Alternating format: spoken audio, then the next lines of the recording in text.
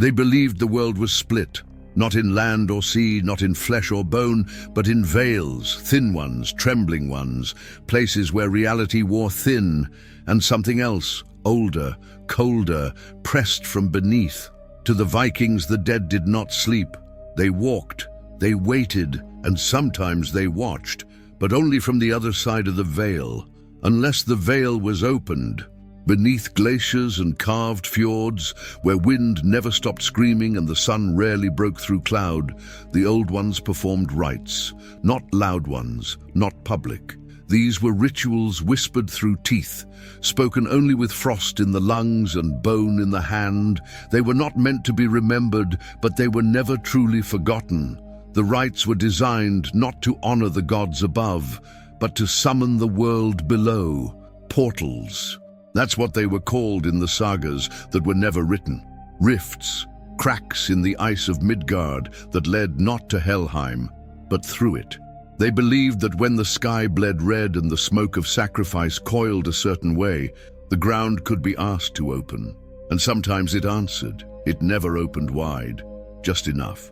Just long enough for the dead to crawl through, or for the living to be taken in. Those who vanished were said to be warriors, seers, or worse, volunteers. But what they saw on the other side, no one ever spoke of, because no one ever came back whole. There were caves the Norse feared more than war. They didn't map them, they didn't name them, but they knew them. Black mouths carved into the sides of cliffs where no bird nested, no snow settled, and no voice returned once spoken. These were not just holes in the earth, they were thresholds. And the further one stepped inside, the colder it became, not by air or depth, but by something else, something watching. It was said that these caves were where the veil was thinnest, where hell's breath could be felt in mist, where bones were pulled downward by hands no one saw. The air inside these places didn't echo, it absorbed, and those who entered alone were never heard again. But some did not go alone. The old clans, those who remembered the bloodlines before the Christian kings, performed rites at the mouths of these caves. They brought torches not for light, but to attract what waited within. And always, always they brought offerings, bones, burned animal hearts, carvings soaked in blood. But most of all, they brought silence, because to speak inside a portal cave was to give it your name. And once it had your name, the cave could call you back, even in your dreams, even after death. Her name was Hel, daughter of Loki, sister to the serpent and the wolf, queen of the realm beneath the roots of the world tree. But Hel was not worshipped. She was appeased, in secret, in fear, and in places where the sun dared not enter. The cult that bore her name performed acts the sagas refused to record. The Helian circle, women cloaked in ash, men blindfolded and tongueless, gathered in burial fields beneath waning moons. They did not chant, they did not sing. They listened, they waited. It was said that Hel did not answer prayers, she answered absence. Those who wished to speak to her had to lose something first, an eye, a voice, a child. Only then would she allow her presence to be felt. They believed she could open the rift. Not through fire, but through stillness.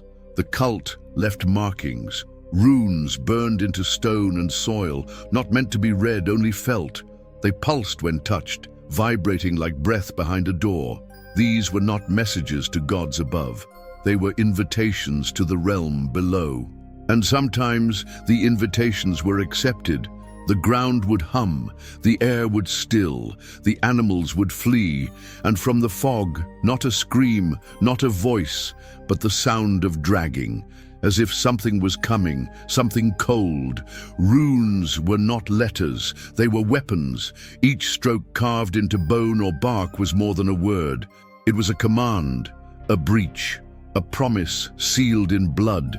Among the Vikings, most runes were used for protection, guidance, strength in battle, but there were others, forbidden ones, not carved in halls or ships, but in caves, on tombs, and into the flesh of the dead. These were the Underworld runes. They bore no names, only symbols, jagged, spiraling, open-ended like cracks in the earth. They were etched with obsidian, soaked in nightshade, and hidden beneath stones marked with teeth. Few ever dared use them. Fewer lived after doing so, because these runes didn't bring power, they brought openings. Carved into cave walls or laid in circles around burial grounds, the Underworld runes were meant to call something forth or hold something in. Some believed they could mark where the veil was weakest. Others said the runes created the weakness. One rune was found beneath a longhouse that had collapsed in silence. Every member of the family within was gone. No blood, no struggle. Only a spiral rune carved into the hearthstone, still warm when uncovered, though the fire had long died. And on the wall behind it, etched faintly in soot, a handprint, upside down. They never buried the bones. When the rites were complete and the chanting faded into mist, what remained was not hidden. It was displayed.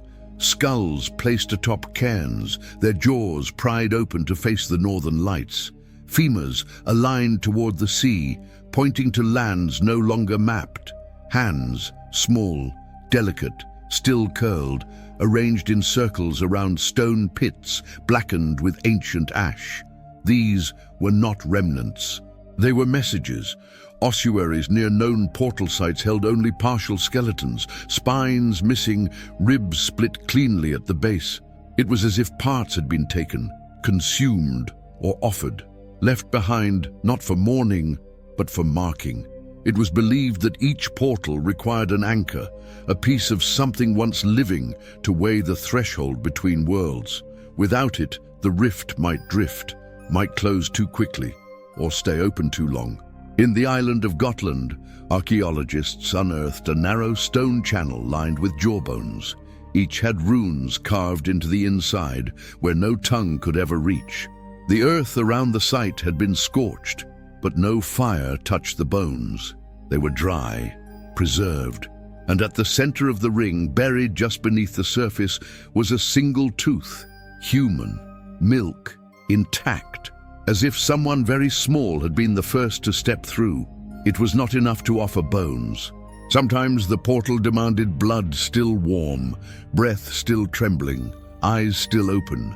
The saga's whisper of the living sacrifice, a ritual so rare, so feared, that even the bravest skalds refused to speak it aloud. It was not performed in times of famine or desperation. It was reserved for moments of alignment, when the sky split in light, and the seers felt the pull of something waking beneath the world. The chosen were not prisoners. They were sacred. Clothed in black fur, anointed with oil and root sap, they were led barefoot to the edge of the cave mouth. There the runes would already be carved, the ground traced in ash. The witnesses, never more than 9, stood in silence, heads bowed. No blade was used. The sacrifice had to step forward willingly. It was said that if the rift accepted the offering, the earth would not shake, nor would the wind rise. The signs were smaller. A crack in the stone, a dimming of the flame, a breath pulled from the chest like smoke. Some heard whispers, others felt hands, but all agreed on one thing: the body was never found, because it was never supposed to return. They called it the Dark Bridge, not Bifrost, the rainbow path of gods and light. This was its mirror, its shadow, a passage not of color, but of cold stone and black mist. It was said to exist beneath Midgard, hidden beneath rivers that no longer flowed, carved in echoes through the veins of the earth. Only the old shamans spoke of it, only in whispers. The bridge was not built, it was grown from the bones of giants and the breath of Hel herself. It connected Midgard to the realm no one dared name. Not Helheim, not Niflheim. Something deeper, something hungry. The myths claim only the dead could cross it, but there were exceptions. During the twilight of certain winters, when the moon sank below the sea and the ice groaned in the fjords, the bridge was said to glow, not with light, but with silence. A vibration through the earth, a stillness so complete it made the stars shiver. And on those nights some believed it could be crossed, not by walking, by letting go of breath, of name, of fear. Those who succeeded were never seen again. Those who failed were found weeks later, blind and speechless, with frost on their tongues, and dust from the underworld beneath their nails. The ship was never meant to sail. It was a vessel, yes, but not for water. Buried deep beneath mounds of black earth and snow-choked pine, the funeral ships of the Vikings were more than monuments. They were doorways, aligned with constellations that no longer shine, carved with runes too old to read. These ships carried not only the dead, but their intentions. The dead were arranged with care, spines straight, hands folded over runed stones, eyes covered not with coins, but with raven feathers. Surrounding them were weapons, not for war, but for navigation.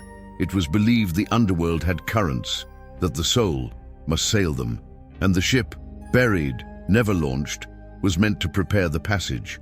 In rare graves, the planks of the ship were soaked in blood, not the warriors, someone else's. A smaller body, hidden beneath the stern, curled inward, its bones marked with heat. Some say it was a companion, others say it was a guide, because the dead did not always find their way alone, and in the oldest tales, when the mist did not part and the stars did not align, the ship did not stay still. It disappeared, as if it had truly set sail, through soil, through shadow, into the waiting dark. It happened once, maybe more, but one story remains. A band of warriors left their village under falling snow, 12 men, all sworn brothers, no enemies in sight, no battle to be fought. They walked toward the cliffs above the sea, where a strange smoke had been seen rising each night for 9 nights. When they reached the edge, they found no fire, only stone, a ring of it, blackened and cracked, humming low enough to make their teeth ache. The center was scorched earth, and above it, a column of smoke that did not rise. It spun. They stepped forward, one by one. Not a word was spoken, not a weapon drawn. The last man turned to look back, and then the smoke folded inward, like a door closing. None of them returned. Days later, the villagers found 12 shapes burned into the stone, where no ash remained, just outlines, bones missing, shadows fused into rock, and on the far side of the ring, a single boot, still warm, as if someone had tried to run and failed. They say something guards the gates, not a beast, not a god, something older than both. In the blackest lore of Hell's forgotten cult, there are references, fragments carved into whalebone, whispered through teeth pulled from corpses, of a watcher, the guardian of the threshold, the one who waits. He has no name, only a description. Pale skin, stretched thin over a wolf-like frame, eyes that see only heat, and a mouth stitched shut with strands of human hair. He does not move unless summoned, but once summoned he never leaves. They called him the spectral guardian, the gatehound. Some said he was Hell's first creation. Others believed he was a warrior who crossed too far, stayed too long, and was remade. His purpose is simple, to ensure that what comes through the rift belongs. Those who do not, he takes back. Whole villages vanished in the sagas where his presence was implied, not by flood, not by war, but by silence. Doors open, fires still burning, no footprints, no blood, only one thing left behind, a long single scratch along the threshold, deep, clean, as if something massive had passed through and closed the portal behind it. And even now, on certain nights when the fog is thick and the earth is quiet, you might hear it, the scrape of bone against stone, closer than it should be, watching, waiting for the next door to open.